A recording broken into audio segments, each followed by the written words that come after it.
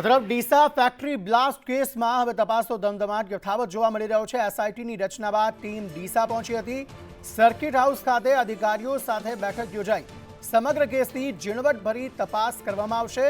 જણાવી દઈએ, આ ફટાકડા ફેક્ટરીમાં 21 લોકોના મોત થયા હતા અને અહીંયા ગોડાઉનનું લાયસન્સ લઈને ફટાકડા બનાવવામાં પણ આવતા હતા। ભરત સુંદેશા આ અંગે વધુ માહિતી આપી રહ્યા છે। ભરત, જણાવશો શું વધુ વિગતો? જે ચોક્કસથી ડીસાની અંદર ગેરકાયદેસર ફેક્ટરીમાં 21 નિર્દોષના જીવ લીધા બાદ રાજ્ય સરકાર દ્વારા ગાંધીનગરથી સીટની રચના કરવામાં આવી હતી ને એ ટીમ આજે ડીસા પહોંચી છે। તમામ મુદ્દાઓને લઈને ઝીણવટભરી તપાસ માટે હાલ જિલ્લા સર્કિટ હાઉસ ખાતે હાલ બેઠક બોલાવવામાં આવી છે।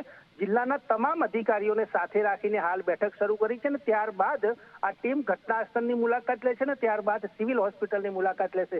જોકે આ નિર્દોષોના જીવ પાછળ અત્યારે સીટની તપાસ દરમિયાન જે પણ દોષિત હશે તેની સામે કાર્યવાહી કરવા માટે કરીને હાલ આ ટીમ અત્યારે ડીસા પહોંચી છે ને ત્યારબાદ તે ઘટના સ્થળથી તમામ તપાસ હાથ ધરશે। જી, આભાર સમગ્ર માહિતી આપવા માટે।